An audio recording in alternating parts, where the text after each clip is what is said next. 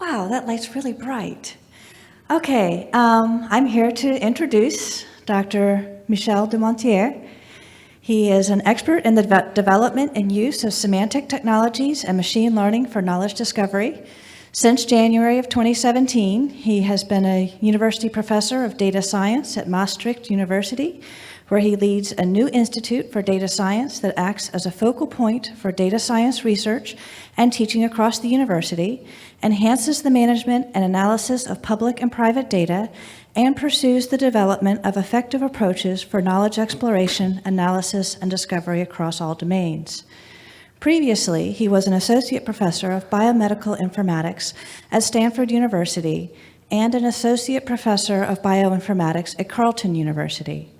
Dr. Dumontier's research aims to help develop methods to integrate, mine, and make sense of large, complex, and heterogeneous data. His current research interests include using multi-scale biomedical data for drug repositioning and combination therapy, and developing predictive and crowdsourcing methods to improve the quality of experimental metadata. Dr. Dumontier is an advisory committee representative for the World Wide Web Consortium, a co-chair for the W3C Semantic Web for Healthcare and the Life Sciences Interest Group, a scientific advisor for the EBI-EMBL Chemistry Services Division, and the scientific director for Bio2 RDF, an open source project to build a network of linked data for the life sciences. He is also the founder and editor-in-chief for Data Science, a new journal with iOS Press to feature open access, open review, and semantic publishing. Please join me in welcoming Dr. Michel Dumontier.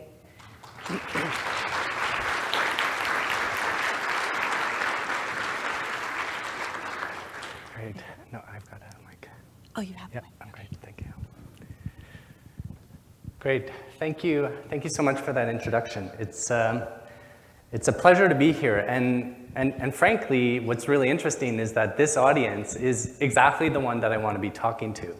You might be surprised by that, but it's really because everything is changing underneath us in terms of data and its utility, and what people are doing with it and how they're advancing the state of the art of their own domains is largely now through the reuse of other people's data, and I think libraries have a key role to play.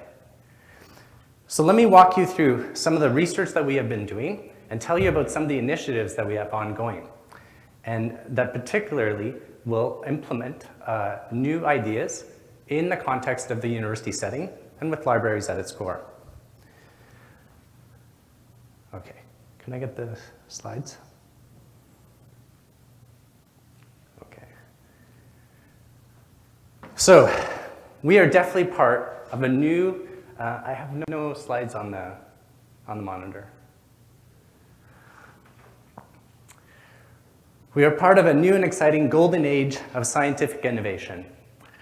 Every day we hear something new and exciting, new and interesting coming out. And so much of it now is being driven by data, right? You've heard some of the things that are happening with Google, with Facebook and LinkedIn, how they are using data to understand social networks, to play games against experts, and to start tackling the hard problems in health, to come up with new ways of diagnosing diseases, new ways of treating diseases. However, there's just one problem, and I'm not sure that you know this, but it certainly keeps me up at night. It turns out that as we start looking at more and more of the investigations that are being published, more of the headlines that you see in the newspapers, things like, coffee improves your health, or maybe wine contributes to heart problems, you start to see contradictions in what is being published. And people are now starting to take these so-called approaches of meta-analysis, and they are putting them together. They're starting to look at them together in common frameworks and trying to see whether they can reproduce the effects that are being reported in individual studies. And the problem is that in many different areas, we're finding that we cannot reproduce the results that are being presented. So in psychology, especially, up to 64% of the studies that were surveyed in one study showed that they could not reproduce those results. And the problem is even worse in areas that I really care about, in the area of pharmaceutical science. So why is that? Well, science is hard. That's one of the problems, is that in science, we attempt to isolate our systems, our questions, into interesting, but perhaps complicated systems. And we can't tease apart all of the variables. And so we are forced to experiment with some blind sites. The other part, too, is that a lot of the work that we are reporting about depend on statistics. And our statistics really aren't sufficient for the kinds of data that we are collecting. In many cases, our data are incomplete. There is some element of uncertainty. We don't have good representation in our samples. Some of the methods just simply can't account for that. The other aspect is biology is unruly. It's complicated. There are hundreds of thousands of different organisms, and there we are studying just one at a time.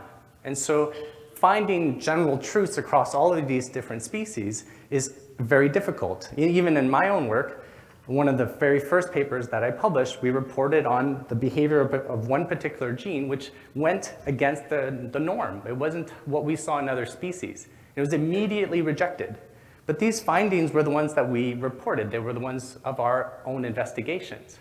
So the challenge is that you have this framework about how science should work and how biology should work, but it's not everything fitting in very nicely. It's challenging. It's problematic.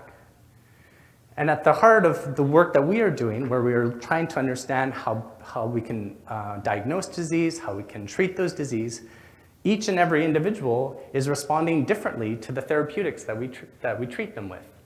And so there's a genetic component, there's an environmental component. The biology of people in just one species is already very challenging. So the problem is that the way that we have been doing science isn't good enough, right? That we get results that we aren't confident about. And now there's a new opportunity, right, with data, that we can do something differently. And the idea here is that we want to improve our confidence in any one outcome. And instead of just looking at the headline for the one paper, what if we start looking at aggregates of different reports, and then we start looking at different lines of evidence to support a hypothesis that we might have? So let me give you some examples. Here, this is some work by a colleague of mine at Stanford University, Professor Kotri, and what he has been doing is looking at the power of gene expression data. And in gene expression data, what we're measuring is the expression of cellular components in different kinds of conditions. So for instance, you might try to identify those genes that would be responsible in cancer or in heart attacks or something like that. And in this case, they were looking at the genetic basis or genetic contributors to rejection of organ transplantation. And so in gene expression experiments, you get the set of genes that are upregulated. That means there's more of that being generated, and downregulated where there's less of it. And they compare different situations. So you're looking at those genes that are being expressed in people that, for which organ transplantation is successful, or those where it is unsuccessful. And what they try to do is identify those genes that are involved in that process. And so in a given study, you might have a particular effect that is being reported, but you can see, for instance, in this case, there's a very large standard deviation. Our confidence about that one effect is very low. Yeah? But what they did is they started taking samples, many of the samples that are openly and freely accessible in an open database, and collecting those from heart, from kidney, from liver, and from lung. And you can see that the effect size reported for this one gene, BASP-P1, sort of varies across here. But the meta-analytical framework tries to identify the strength of the signal and our confidence in it. And so it shows now that it is actually part of this rejection transplantation signature. And so this is really important because it says, don't rely on just one experiment, but start collecting those data together and try to attempt to decipher what the global pattern is across not just one tissue, but across all the tissues, sort of something that would be more conserved. And then from this, you can start building a network of genetic interactions, and this is really important then for drug discovery. So in this case, what Pravesh did was really aggregate data of the same kind, but for different tissues. In our own work, here where we started looking at the role of genes in aging, there are many hypotheses about why we age, why we see the effects. People use different lines of evidence to support their general theories. And so the problem is that when you look at data that supports one theory, it doesn't necessarily support another theory, but it doesn't necessarily contradict it. So what we wanted to do is we wanted to say, well, for all the things that people consider to be evidence for a theory, why don't we go out in the public databases, try to bring them back, and see if we can build a data dashboard that shows us what is out there and what is missing. And so what we found was that for the set of genes that are listed in this table here, and these are different lines of evidence, you can see check marks where we retrieved data that specifically supported that line of evidence. But where you see a gap is where we didn't see any result. Okay? It's not to say that it isn't the case, it's that we couldn't find any evidence of it. And so it turns out that for these genes where everybody believes these are strongly associated with or involved in aging, there are gaps in our knowledge.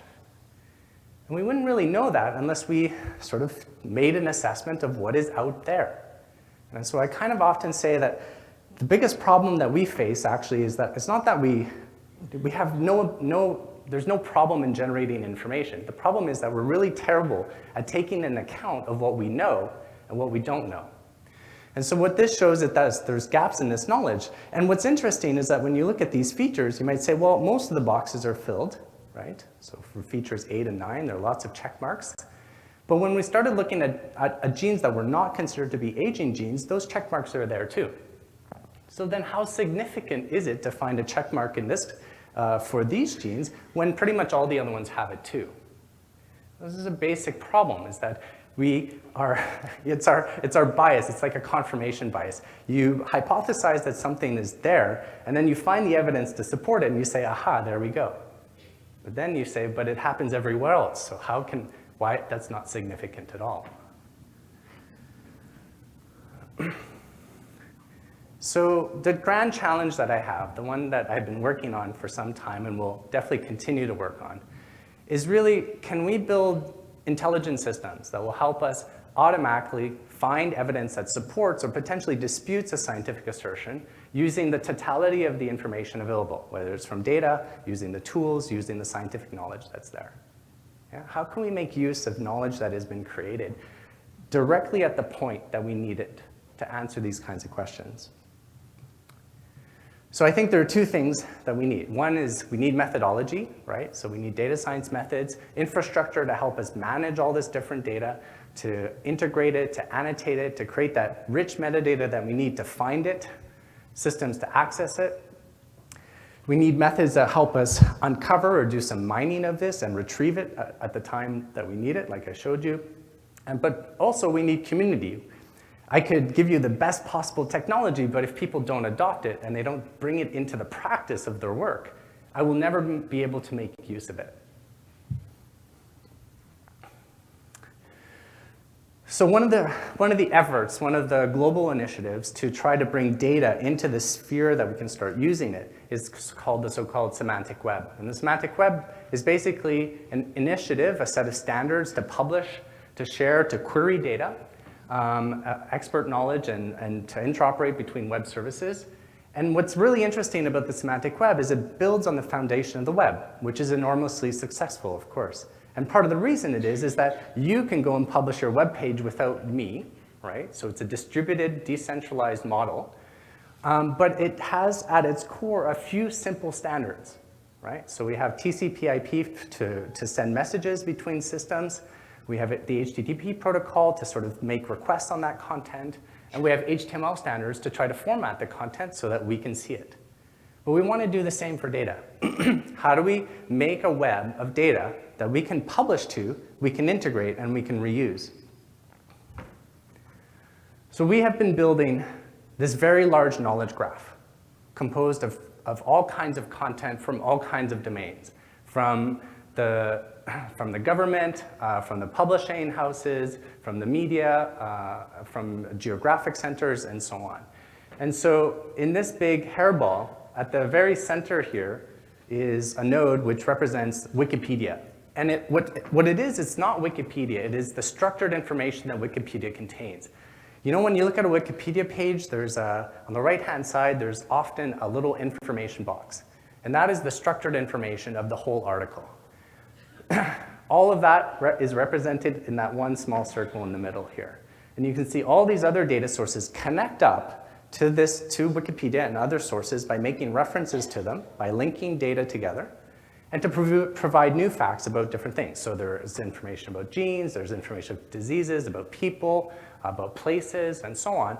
And now there's this, it's a huge, rich network of information, and this part over here, the red part, is the life sciences part. And this is the part that we built here. So this is the project that we have, which is called Biotrdiaf. The whole idea is to take data in its glorious heterogeneity and try to harmonize it a little bit. And so we take data in there's different formats, we have scripts, open source scripts that we use, and we create this linked data, and we link it up to the rest of the data that's there. Provide provenance and measures about the growth of this information, and provide it through a variety of different platforms, online platforms. And so we have all the kinds of information that I talked to you about before, about information that could help us understand aging, information that can help us understand the rejection and transplantation, and so on. All the stuff that biologists care about. Now, the promise with linked data is this. Every single thing, every single piece of data can be identified.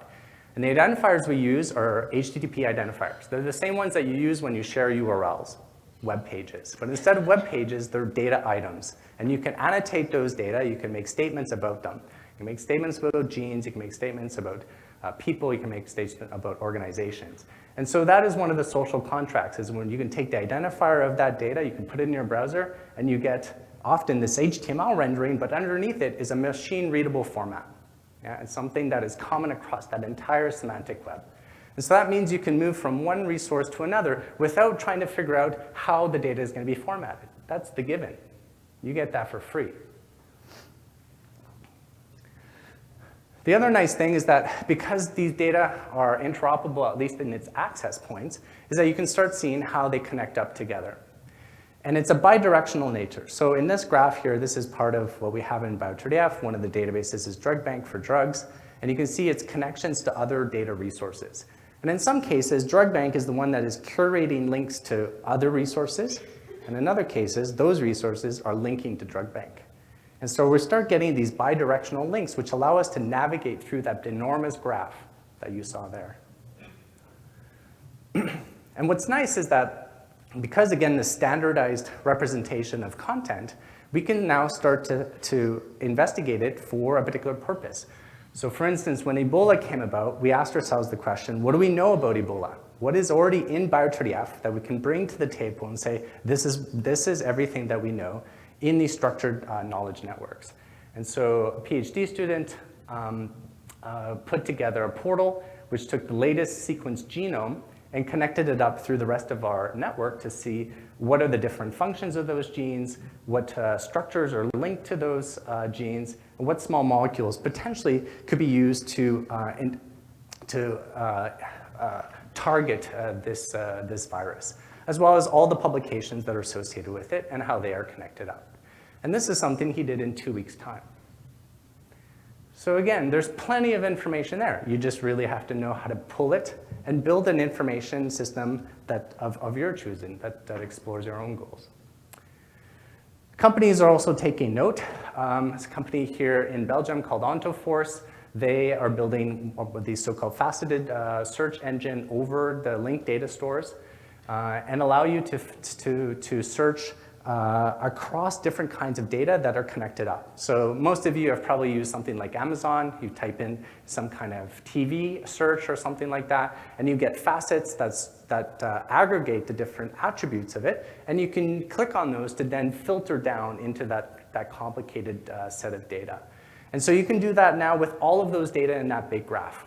So whether you're looking at media data, whether you're looking at librarian data, whether you're looking at people and genes and proteins, you can do the same thing too. So this is, I think, quite revolutionary, that you can apply facets or filters on each of the different types of things. So for instance, here we'd start with a keyword search asthma, There are 300 and something hits in diseases, and then there are some 1,100 drugs that are linked to those diseases, and I can apply filters here and see the results.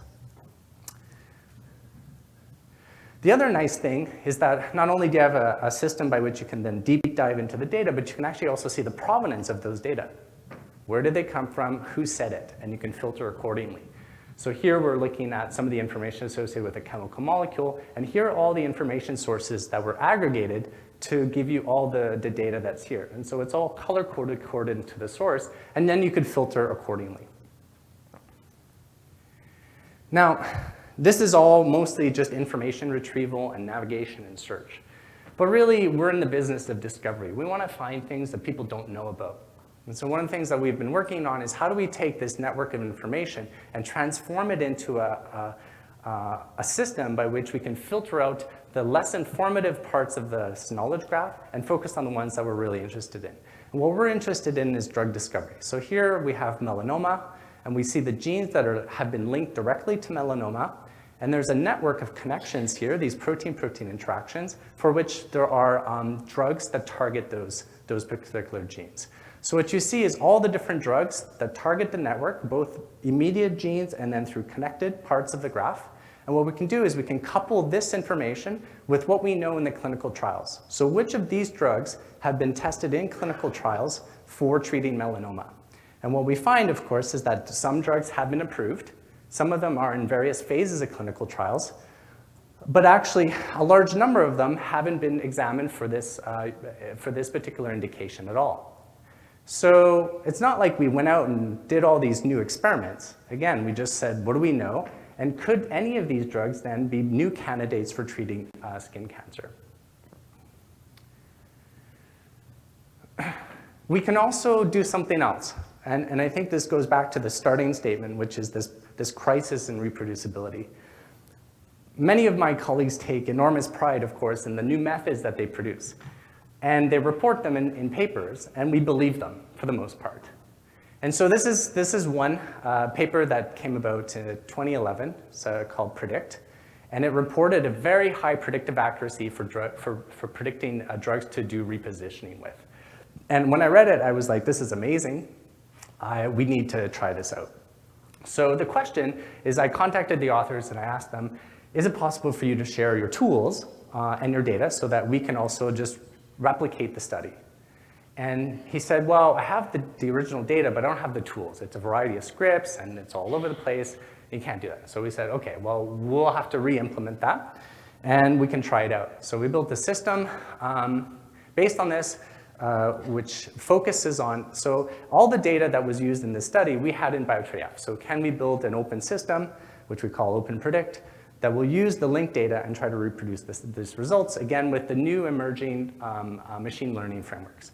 So the main idea in machine learning is you build a classifier, and the classifier has to learn from examples that you know. So drugs and which diseases they treat. So that's your positive set. And then you pick a set for which you consider to be negative. So drugs and which diseases they don't treat. And so this is your initial data set, which you start with.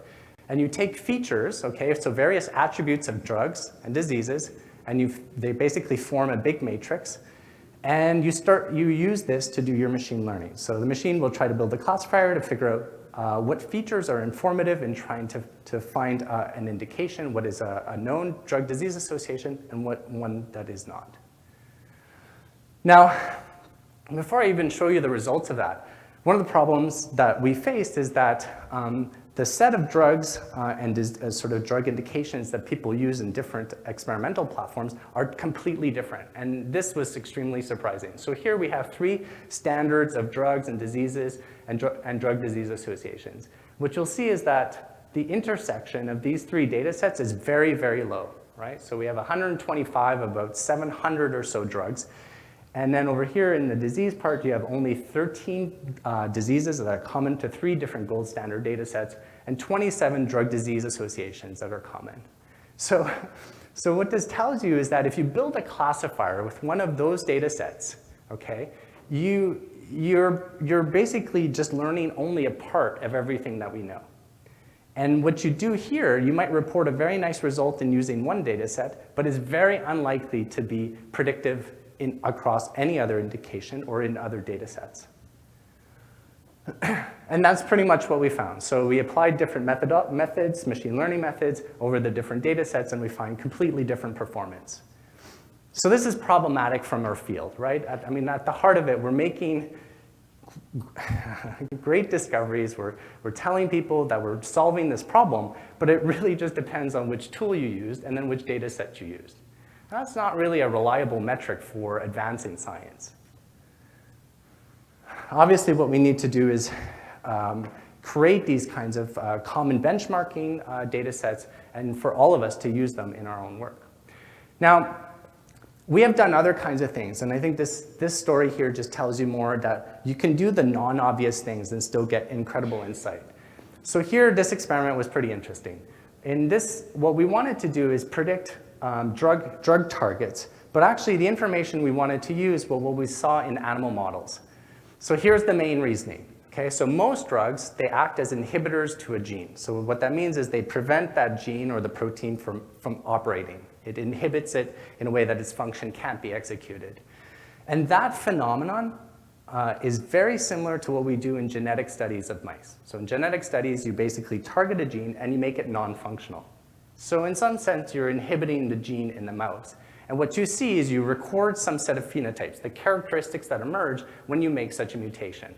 So the rationale here is that the effects that we see from applying a drug in a human context, where they match the phenotypes of particular mice, then we can identify the genes that these drugs are targeting. Okay, so what we did, in order to do this kind of study, we faced another problem, and this is a terminology problem. So in the mice field, they use a particular vocabulary called the mammalian phenotype ontology to annotate these characteristics of mice. And for humans, when it comes to drugs, there's another vocabulary, which is this UMLS, which has a variety of different vocabularies to express sort of human responses to drugs. And it's kind of like comparing apples to oranges. They're very similar, but not similar enough that you can use them interchangeably. And so what you need is some interface, this mapping between this ontology and that ontology in order to be able to make the comparison, to see how similar the effects of one drug are to the phenotypes of a mouse model. Anyway, so we did that. We basically tried to find the targets for 15,000 drugs using 7,200 mice models. And just using this information of genetic characteristics and drug effects, we were able to recapture most of the known drug targets. And so here we don't use any of the typical standard drug discovery information, which is the chemical formula, the known drug targets, other kinds of characteristics of diseases, but really just looking at this. And so what's really interesting about this is that, again, we used a sort of a nonlinear kind of thinking process to use some other kind of data to solve this problem. And what's important too is that our approach also could help explain the effects that we see, the drug effects that we see, can be explained by particular mice models. So for instance, we identified in here for diclofenac, which is a non-steroidal anti-inflammatory agent to treat pain, osteoarthritis and rheumatoid arthritis. 46% of those drug effects, the side effects that we see, can be explained by targeting one particular gene, COX-2, and another 49% of the effects could be explained by another gene, PPARG. And so this is really interesting, but again, shows the power of using other kinds of data that you normally wouldn't. So I'll tell you one more story, and then what I want to do is tell you a little bit about our initiatives on the community side, which are, I think, going to be quite a bit more relevant. Here, we were having discussions with the FDA. They were worried about a particular characteristics of cancer drugs, which were linked to this so-called non-QT cardiotoxicity.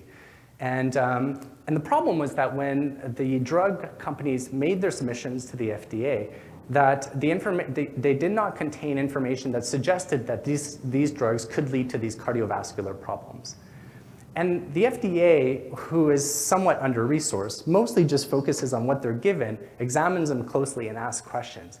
But after this phenomenon started coming out, the director there sort of asked the question, you know, could we have known this? Could we have mined the existing databases and brought this information brought to our attention?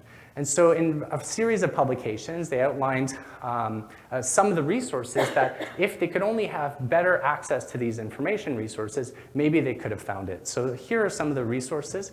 And what's interesting when I looked at this is that most of what they had listed there, we already had. It was already in our knowledge graph. And so what we wanted to do now is basically build a system that helps us, again, sort of pull this information out at the time that it's needed. In this case, the question is, what evidence supports or potentially disputes this cancer drug cardiotoxicity? And so we built a system called HighQ, which does this. It retrieves data from a variety of different sources from our network of linked open data. It can execute different kinds of services through a semantic web service framework, and it can use ontologies to reason and to interoperate this information. And what's interesting is it can use positive and negative finding information, and also examine the provenance of these information. So it has a cute little interface, which at the end, once you type in the information that you're looking for, can tell you whether the hypothesis is supported or potentially disputed. And so what's interesting is that for all the things that scientists would consider to be evidence in this particular case, you can see sort of supports or it's neutral, and it tells you the type, but you can deep dive into that, and it can show you, for instance, that yes, we did find some cardiotoxic phenotypes being reported from a particular database, which are relevant to your question. But here then is the question, the query that we actually pose to the knowledge graph. And so it's a fully open and transparent system, which if you don't agree with what we did, you can change it. You can bring your own analytic into it, and you can try to pull out the information that is relevant for you. And this really, all of this, right, is building up to this one moment, which is that in order for us to do all the kinds of work that we did, we had to invest enormous amounts of our own personal time and resources working with other people's data. And why should we have to do that? What we should expect is that people create content that is findable, that we can find it, that we can access it, that it interoperates with existing systems, and that we can readily reuse it. And this idea is embedded in this FAIR acronym. And FAIR really applies to all digital resources. Applies to software, to images, to data, to repositories, to web services, to scholarly publications. Whatever is digital and whatever you can put on the web is subject to this expectation. And this idea has not been developed just by us, but also by researchers and publishers, funding agencies, and industry partners, and applies not just to those digital resources, but also their metadata.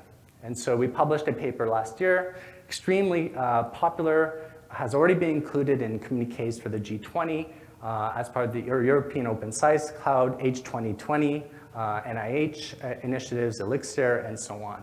And so in some sense, this idea is so simple, right? And it's not like we haven't been doing it before. But what we got to do is raise the awareness of what we can do with data, what we can do with these digital resources, and what has to be done in order for us to be able to rely on and use them in forward-thinking discovery science. We have some beautiful Altmetrics that also come with this, so very impactful work. And let me tell you a little bit about what those principles are. So there are 15 principles that underlie definable, accessible, interoperable, reusable. They really have to deal with aspects of identifiers, about the richness and content of your metadata, about the way in which you can access this content, the way you map them and relate them, what standards that your communities have been articulating, what licensing you associate with that content. And so this is something of a guideline for how this kind of content, how digital resource content should be made available for other people to reuse it, but it doesn't tell you exactly how to do it. It doesn't impose a technology, right? I talked about semantic web technologies and so on as the mechanism by which we try to create fair content. But it doesn't mean it has to be like that, although I would prefer it. So the big question now, a lot of people jumped on this bandwagon and they started saying, yeah, we've been producing fair content all this time. And so the question is, how do you measure the fairness of something? What does that mean? And so I would say that the fairness really reflects the extent to which a digital resource addresses these FAIR principles, but really based on the expectations of a community of stakeholders. And so what that means is that my expectation of what is important to make your resources reusable by me, may differ from your expectation. But the idea is that we have to make those expectations explicit, and we need to be able to measure resources that are being published, that are being made available against those standards that communities set out.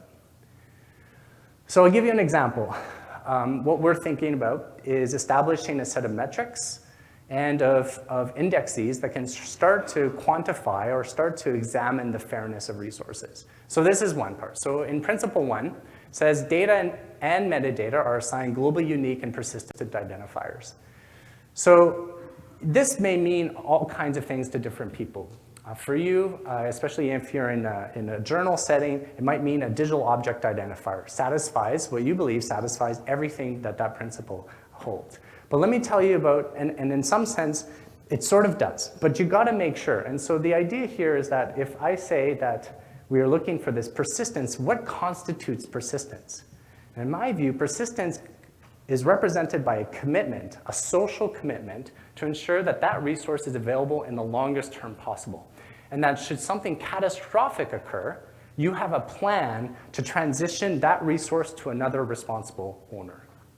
And so what I'm expecting, right, my expectation is that there is a data policy associated with your resource, and it outlines or it specifies how exactly this will be done. Yeah? And that all digital resources should be subject to this. And so this metric is, does it exist? Does it contain this contingency plan for the persistence of identifiers? And the answer is yes or no. You either do or you don't. And so I can check that by, if you give me access to your policy, I can verify that that is true. So now the idea is that we're going to construct a series of these metrics and that we can assess each of those 15 principles with.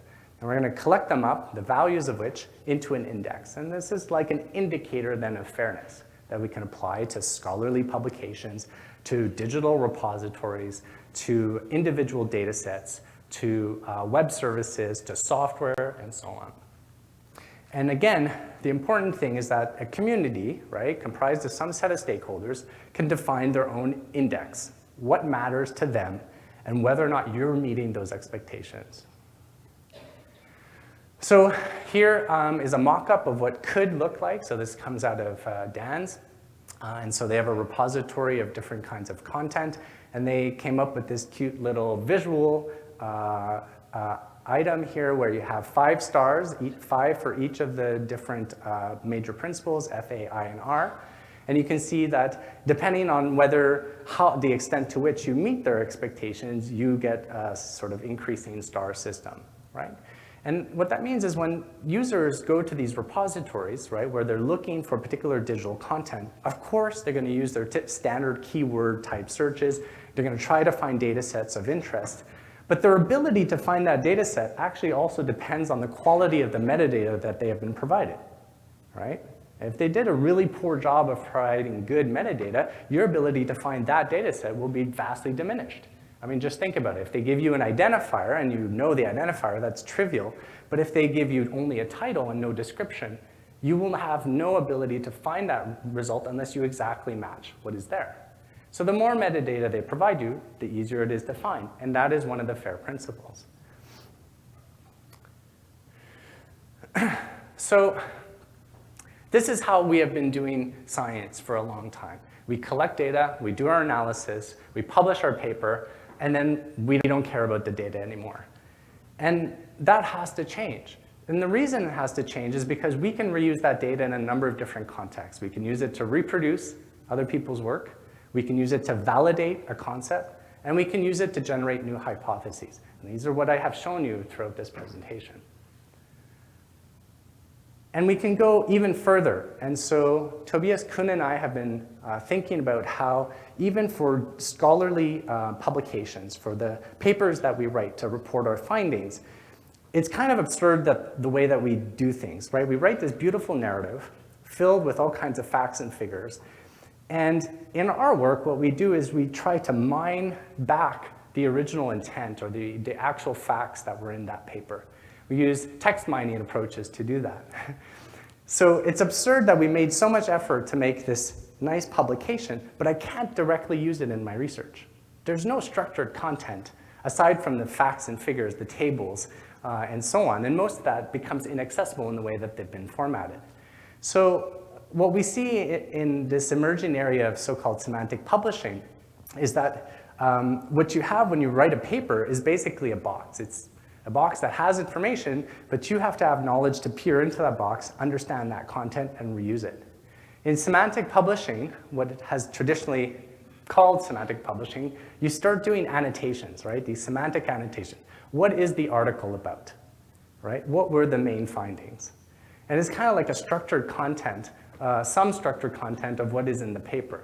And what we're pushing is something called genuine semantic publishing, where the content itself is already structured in a way that we can use it as a database, that it can feed right into our algorithms and serve as a knowledge graph, that we can publish it and it connects up with everything that you've seen so far. And so this is one of the ideas that we're pushing in our new journal is called Data Science, Methods, Infrastructure, and Applications, published by iOS Press. It's open access, it's open review, it enforces data standards, it promotes this idea of semantic publishing. And what that really means is that there's an emerging community of researchers that are creating new standards for publishing scientific content, for publishing those papers. And we're going to try to be a platform for them. We're going to try to the best of our ability to support HTML type representations, other kinds of structured representations, to archive them, to make them searchable, to make them accessible to other people. And what we ultimately want are executable studies. And so you may have seen this now with Jupyter Notebook, which has a variety of different kernels to support different programming languages. You have a very nice interface where you can have that metadata, which is really the human part of the rationale for what you're doing, and the code that goes with it. And anybody can then execute exactly the study that you produced. But we want to see that for papers. We want to see the actual content, that normal, what people would consider the textual narrative, should be structured also. It should be structured in a way that we can exactly ask questions about it, and we can reason in the same way. Okay, so in this talk, which hopefully you found interesting and certainly different from what you typically see, is this idea that we have to do something about the state of science, that data in particular has a role to play in it, that other people's data have a role to play in it, and that we have to develop new data mining approaches that are based on these kind of meta-analytical frameworks to make sense of individual studies, that we can group them together right as soon as they're published and start to revise our confidence about any reported association, some kind of statement. I've told you a little bit about the semantic web as a major platform for publishing the structured content, that we can immediately reuse that content in a variety of discovery type tasks. We think that it's a good and well-suited platform for discovery science. And finally, this part, which is the one that I really need your help in. Right? So many of you represent communities at the various universities, researchers, and you have the opportunity to promote this idea of fair digital resources, that the research data that your researchers are developing, that they're creating, should be made accessible for other people to use. Libraries are well suited for doing that. But obviously, we need infrastructure to do that. We need new tools and approaches, new training, and new so-called data stewards, people who understand the problem, who can guide other researchers to the solution, and to build that into the discovery frameworks that other people are creating. And so at the end of the day, what you put in, what a researcher puts in, they should be able to immediately get something out. Yeah? They should get something that advances their own research and builds on what everybody else is doing. So this is really accumulating into one of the reasons that I decided to leave Stanford and to go to Maastricht University was to build a new institute that devotes itself to these kinds of principles, that we can work on problems of accelerating scientific discovery, improving healthcare and well-being, and empowering communities through data science, but really starting to focus on this interdisciplinary nature and also multidisciplinary nature in order to affect change in society. And at the heart of it is the reuse, the generation of content that we can reuse, and to have that systematically mining and using AI technologies to help us find those gaps, fill those gaps, and automate many of the things that we need help in. Okay, with that, I thank you for your attention, and I'm happy to take any questions.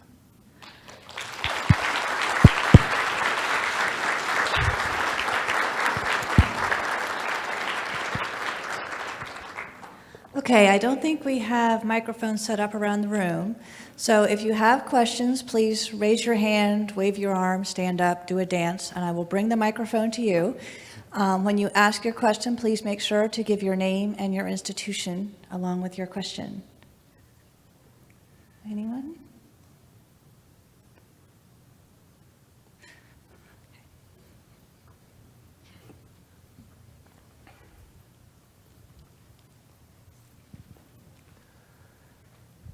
Hi, Dr. Dumontier. I really appreciate this presentation. It's right where we are. My name is Meg Delbaglivo, and I work at the University of Maryland in Baltimore. And we have a school of pharmacy, and one of our faculty members has been very vocal in the lack of transparency in data from the pharmaceutical companies. And I wonder if you could comment on transparency of data, especially in pharmacy, and how we can get more data out of them to be able to do this kind of meta-analyses. Sure. So it's interesting, the study that I first cited about the problem in pharmacological studies was actually executed by a pharmaceutical company. And so they really focused on studies that were reported in academic settings. Pharmaceutical companies are absolutely interested in open data, and they make use of it all the time. And they generate their own content in their own studies, and they work a lot with contract research organizations to produce that content, increasingly more. Pharmaceutical companies also understand the value of data, and they're starting to position themselves in sort of the ways that I have explained here. The challenge, of course, is how do you separate this idea of the fairness, right? That the fairness is that people must make some kind of effort to make their content reusable. But on the other hand, also ensure that there is an economic incentive to move those data beyond just being in a repository. Of course, this is the eternal challenge. There has to be some reason that pharmaceutical companies would engage in that. Interestingly enough, I think, almost 5 or 10 years ago, NIH started a program, an orphan drug program, which involved pharmaceutical companies to release candidates, drug candidates that have not been shown to lead to anything. And they made all those data available for the community to do mining with. And so they were part of the solution of trying to explore what else could we do with the data that they had already collected, but was just sitting there and nobody was making use of it. So pharmaceutical companies are absolutely interested in participating in a network, but I think you have to also create an environment or a structure by which they can share that content. And so one way of doing that is through Sage Bionetworks, has a series of dream challenges. And we worked with information from AstraZeneca on immunological diseases, and they shared that in this kind of setting where only the participants of the Dream Challenge could have access to it, and promised not to make those data available. So this is kind of like a public-private partnership to mine data to find new ways of using it, and this was a drug combination challenge. And I think those are perfectly acceptable. So I'm not sure that pharma will ever go fully open. They may for some kinds of projects, but I think we are starting to explore different frameworks by which we can have this enticing collaboration with them. At the heart of it, though, is that, and this is what FAIR demands, is that the descriptions of their data sets need to be made available. We need to know that those data exist, and then we can enter into a partnership of reusing them, whatever that might be, whatever the terms and conditions associated with the reuse of that content is, whether it's about moving it into a Dream Challenge setting, or whether it's about building a specific IP partnership with them. And that is, I think, the heart of what I'm trying to say, is that just like libraries have cataloging systems of the books that they have in there, doesn't mean that all the book content has to be digitized, but certainly that we can find those books in the first place. We have to find the data sets related to drugs. And I think pharmaceutical companies are very interested in that idea.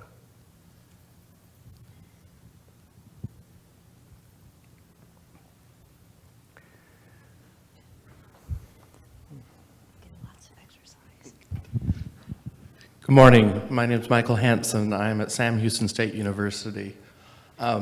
This question of data sets and collecting data sets from our faculty and professors we know are generating, excuse me, data sets, and in our context, primarily social science data sets, is something the library is thinking a lot about and trying to look around and find structures to put these data sets into. But my question for you, with that preamble kind of as context, is do you find that, or can you comment on how researchers of your level are looking back at libraries to find data sets and data repositories, or is this something that researchers are not exploiting or aware of at this point? Yeah. Okay, good question. So a couple things I think that come to mind for me. One is that more and more funding agencies, especially like Horizon 2020 and NIH, are demanding fairly elaborate data sharing plans or data management plans. And so in that setting, researchers are being asked, how are you dealing with your content? How are you making it, how are you generating that metadata? Where are you storing that content? Are there standards and community repositories that you're using, and so on? And so in the very least, I think any of the content that people are generating are often, though, linked to these publications. That people don't just make them open, they want them to get credit for it. And so I think libraries have to acknowledge that sort of open repositories. Really, the question is, are you there at the end when they have already gone through the process of making the publication and releasing their data as supplementary materials, or were you there at the start? And this is something that we want to change at Maastricht University. So I'm teaming up with the librarian there, and the idea is to have a goal of by 2025 that we have all of the researchers that produce research content part of our ecosystem, that they understand their roles and responsibilities, that we create an infrastructure, not just technical, but also social, legal, ethical, around the researcher, and that libraries provide this ground, basically ground zero, so that researchers can get in touch with them, and they can develop a set of training materials, training programs to create content that meets these so-called fair, the fair objectives. And that is, I think, the next challenge then, is how do we do that? How do we bridge that gap? How do we transfer the kinds of, like you say, the kinds of knowledge that we have been building for so many years and make it accessible for other people, to make it easy for them to do? And I think that's the challenge that we face. But at the end of the day, my hope is, and by 2025 then, is that all of that content that gets generated gets added to that knowledge graph, and that we have all the tool and infrastructure to start mining it as soon as it's deposited, and that we can provide value for researchers by showing them not only what we can find in their data, but what can be found by aggregating other people's data. So this is where we're heading. Yeah. So if you're interested in this idea, if you like this idea of libraries, I think, taking an active role in research data management, then I welcome you to get in touch with me and our librarian, and maybe we can make that a bigger network than just at Maastricht.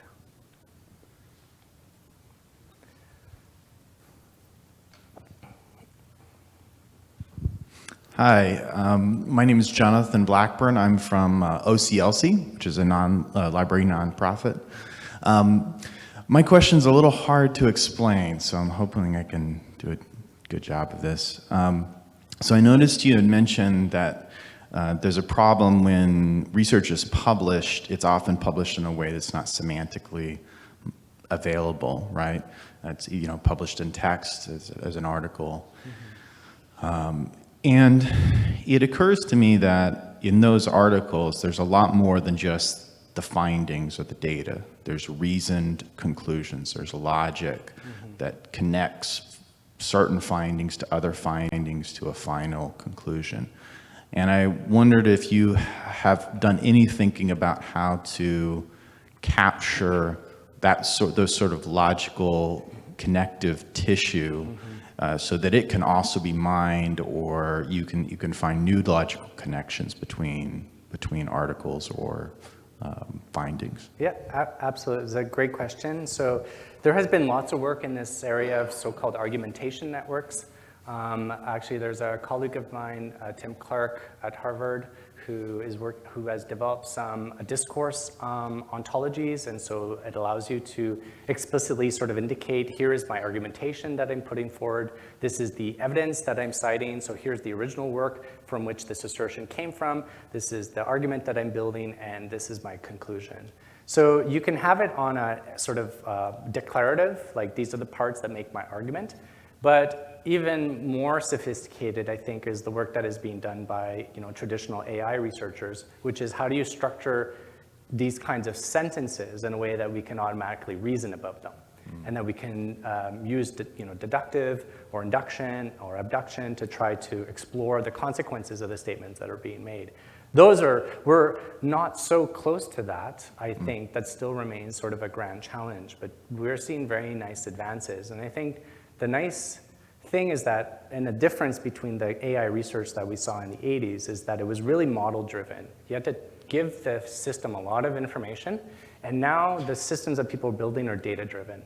So you use existing discourse that you might see, for instance, in blogs or online forums, and you can build chatbots using them. And chatbots can be very effective just in communicating about a certain kind of topic because they have seen so many sentences like that. And so that is a different way of looking at the problem, is you may not have to tell the system exactly what you mean, but the system can learn what is being meant and can interact effectively. Cool. So we certainly see a combination of those things, yeah, in genuine semantic publishing. Awesome, thank you. Yeah.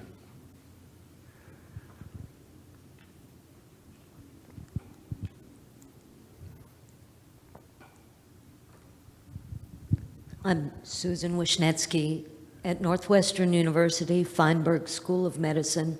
I noticed in one of your slides on the FAIR principles that it mentioned metadata should be retained even if the data are no longer available. Should the data ever no longer be available? And if they're ever no longer, I mean, there could always be new ways of using old data. So sharp eyes on that. But can they, I mean, is it possible to retain all data forever? Yeah, that's a really good question, and it's a hard question because it's kind of a resource and infrastructure question and a commitment in that longest term possible. And the problem is it just costs money, and it continues to cost money. And it's a diversion of sort of scarce funds from new discovery. And so I think this is the question that we have to ask ourselves, is particularly in the context of our funding agencies and our governments, is what is the value of those data generated? And if they could serve a role in future discovery, should we make the effort to store it? So I'm already, one of the beautiful things about being at Maastricht is I'm working with people who are generating enormous amounts of data, and they frankly have no infrastructure to deal with it. And they're asking us, what should we do about it? And so in one case, they're generating MRI images with a 9.2 Tesla. It's one of 2 in the world, and it generates on each scan about 1.5 terabytes. And so they do this for each of the 20,000 or 10,000 people that they have in the Maastricht study for a type 2 diabetes trial. Actually, they use a lower resolution one, but regardless, they're generating enormous amounts of data there. And they continue to do so in other experimental systems with mice and so on. So at the end of the day, they are always adding more and more hard drives to it. And they will have to continue doing that if they go down their particular route. And so the question is, must we store that raw data, or are there forms that we can convert it into that are more efficient? And there's lots of research that's going into that. How do we build reduced representations of that original content such that we can make use of the salient features rather than all of it? And those are compromises that we need to explore. That may be very important for us, that we may not need all the original data, but we might need some part of it, particularly to reproduce the studies that we're reporting about. So I would argue that certainly for research results, all of the data that led to the particular outcome should be saved. But I think there also has to be a tacit commitment by funding agencies to ensure that there's support in the longest term for data that were generated in that way. And I think we're really far away from this coherent framework of supporting long-term data archival and reanalysis. So it's not yet clear, but I think people are starting to think about it, and institutions have to think about it too, how they support their researchers. Does that answer your question? Kind of long-winded.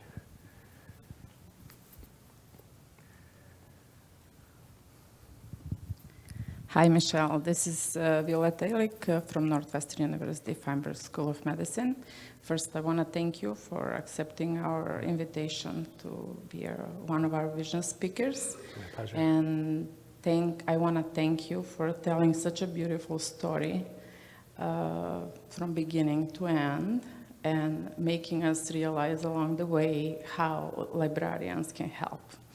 And I especially want to thank you for mentioning the semantic publishing, your journal, the new journal Data Science, that requires open access and open review in line with the semantic publishing principles, right? Mm-hmm.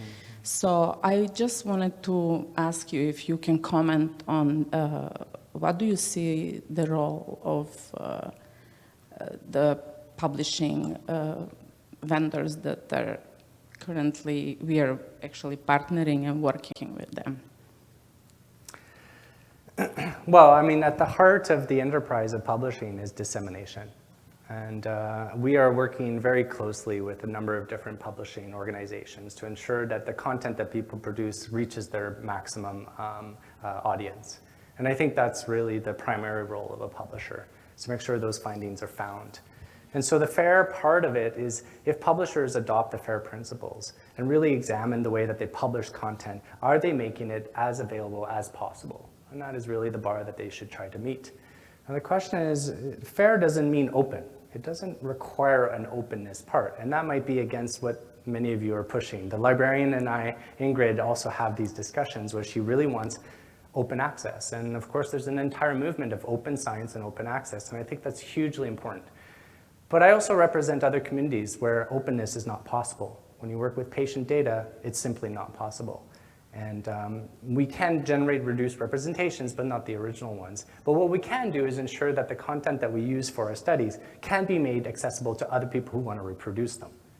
And the important part about FAIR is it tells you must outline or detail the mechanism by which that occurs.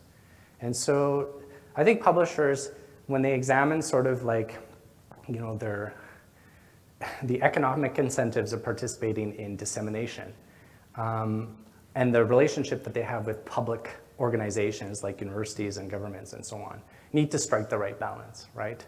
That content that's produced with particularly public funds is accessible. On the other hand, they have to support the enterprise. So my hope is that we see much better metadata, much better articles that are immediately reusable, and much better data that we can ingest and put into our knowledge graphs. And that's the partnerships that we want to build with publishing companies.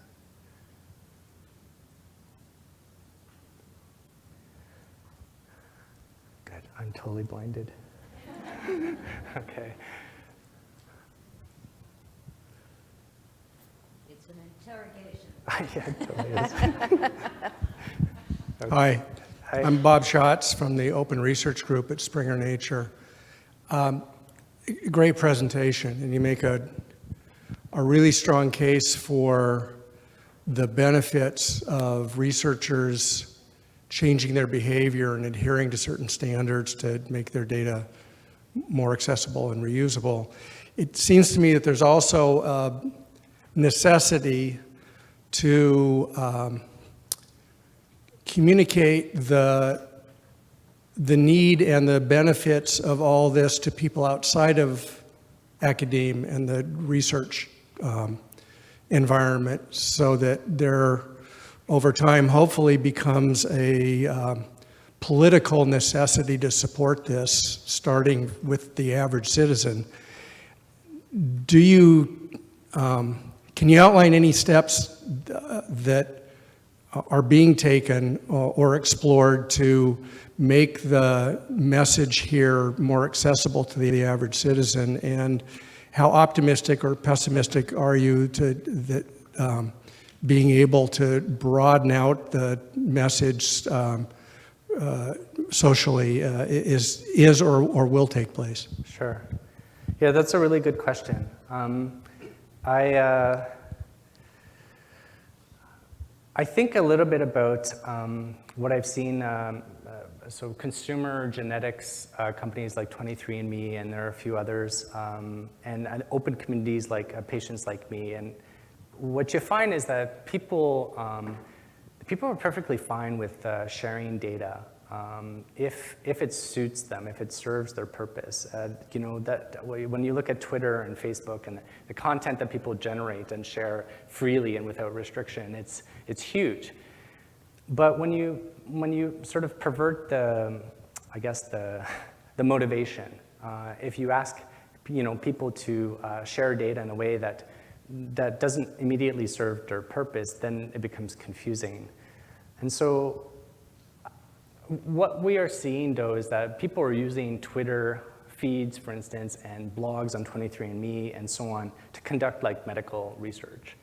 And people are finding really, really interesting things, things about indicators for risk of suicide, and all kinds of interesting things. And we would never have expected this from a platform like Twitter. We never would have expected or thought, or I'm sure the Twitter creators never thought that that would be an outcome of the content that would be generated.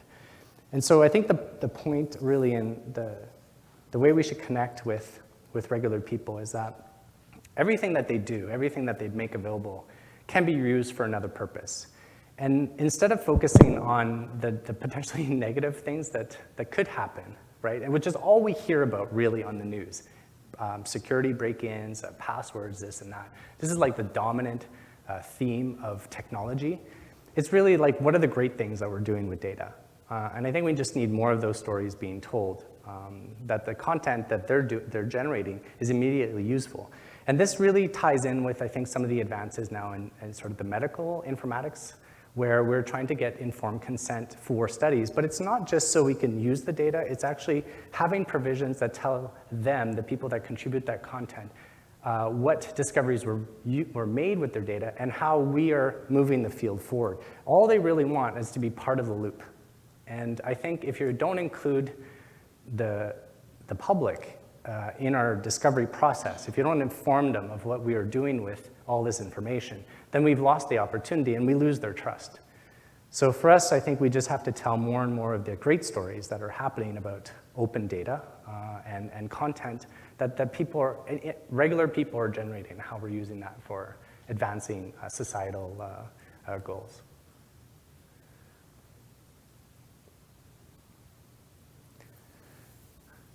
Okay, is there any other questions?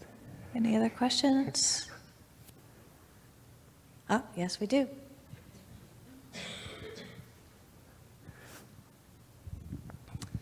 Hi, I'm Christy Degner. I'm from the University of North Carolina at Chapel Hill Health Sciences Library.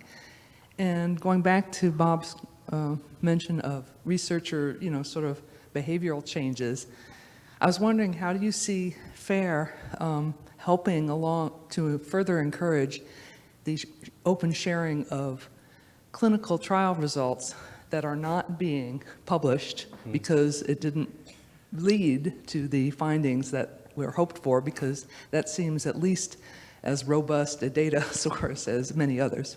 Yeah, sure. There's lots of problems with clinical trials, prospective clinical trials. One of the biggest problems and one of the biggest contributors to the non-reproducibility is the changing of goalposts during a study. This is kind of like a bad idea, because people then are they're reporting on what they now are finding, and rather than testing that from the outgo. I think there are now mandates coming out of NIH for NIH-funded clinical trials that negative results must also be reported. So I think that's changing from sort of the funding incentive. But at the end of the day, we need to know which studies don't produce the results that we expect.